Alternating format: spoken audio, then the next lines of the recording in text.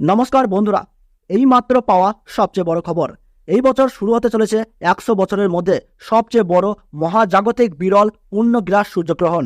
অন্যান্য বছরের মতো এই বছরেও দেশের মানুষেরা বিভিন্ন মহাজাগতিক ঘটনার সাক্ষী হতে চলেছে। তার মধ্যে দেখা যাবে সূর্যগ্রহণ এবং চন্দ্রগ্রহণ। এই সূর্যগ্রহণ এবং চন্দ্রগ্রহণ দেখা যাবে ভারতবর্ষ ও বাংলাদেশের বিভিন্ন জায়গা থেকে। তো আমি আজকে আপনাদেরকে জানিয়ে দেব ভারতবর্ষ এবং বাংলাদেশের সঠিক সময় অনুযায়ী এই পূর্ণগ্রাস সূর্যগ্রহণ কখন শুরু হবে, কখন শেষ হবে এবং এই গ্রহণের মধ্য সময় কখন থাকছে, সূতককালের সময় কখন থেকে শুরু হচ্ছে, সমস্ত তথ্যই আপনাদেরকে জানিয়ে দেব এই ভিডিওটির মাধ্যমে। তাই আপনারা ভিডিওটি মনোযোগ সহকারে শেষ পর্যন্ত দেখবেন এবং ভিডিওটিতে একটি লাইক করবেন, আপনার জেলার নামটি কমেন্ট বক্সে জানিয়ে দেবেন। আর আমাদের এই ইউটিউব চ্যানেলে নতুন দর্শক হয়ে থাকলে প্রতি মুহূর্তের গুরুত্বপূর্ণ লেটেস্ট আপডেট সবার আগে পাওয়ার জন্য এখনই চ্যানেলটিকে সাবস্ক্রাইব করে পাশে থাকা বেল বাটনটি অল করে রেখে দেবেন।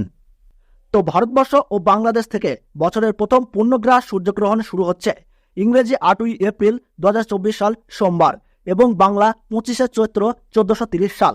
ভারতবর্ষের সঠিক নির্ভুল সময়সূচি অনুসারে এই গ্রহণ আরম্ভ হচ্ছে রাত্রি 9:12 গ্রহণের মধ্য সময় থাকছে রাত্রি 11:47 এবং গ্রহণ পুরোপুরিভাবে সমাপ্ত হচ্ছে রাত্রি 2:22 এই গ্রহণের গ্রাসমান রয়েছে 1.056 এবং বাংলাদেশের সঠিক সময়সূচি অনুসারে বছরের প্রথম পূর্ণগ্রাস সূর্যগ্রহণ শুরু হচ্ছে রাত্রি 9:42 গ্রহণের মধ্য সময় থাকছে রাত্রি 12:17 এবং গ্রহণ পুরোপুরিভাবে সমাপ্ত হচ্ছে রাত্রি 2:52 এই গ্রহণের মোট স্থিতিকাল 5 ঘন্টা 10 মিনিট। এই গ্রহণ দৃশ্যমান হবে কানাডা, মেক্সিকো, মার্কিন যুক্তরাষ্ট্র, Netherland, Colombia, Costa Rica, Cuba, Dominica, Greenland, Ireland, Iceland, Jamaica, Norway, Panama, Nicaragua, Russia, Puerto, Saint Martin, Spain, বাহামাতে এই সূর্যগ্রহণ দেখা যাবে।